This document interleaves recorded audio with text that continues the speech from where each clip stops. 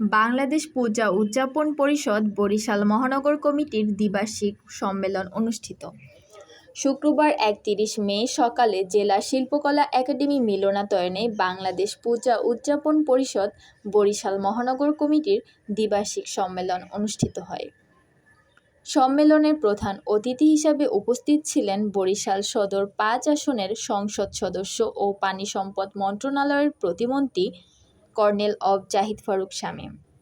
এছাড়াও সম্মানিত অতিথি হিসাবে ছিলেন বরিশাল সিটি কর্পোরেশনের মেয়র আবুল খায়ের আবদুল্লাহ খোকন সেনিয়াবাদ।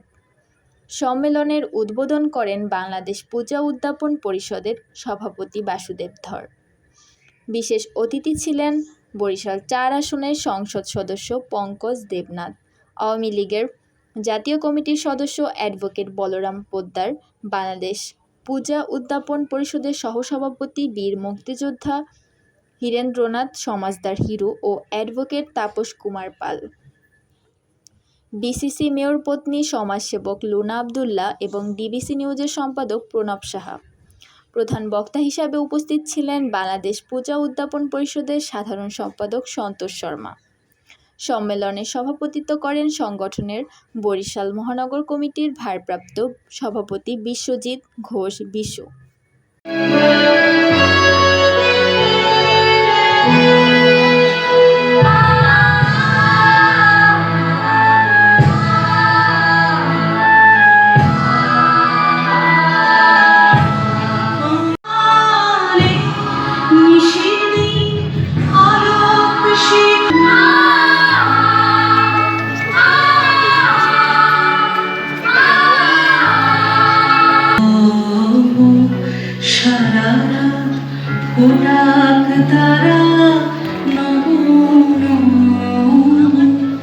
আধারের গায়ে গায়া কোটাক তারা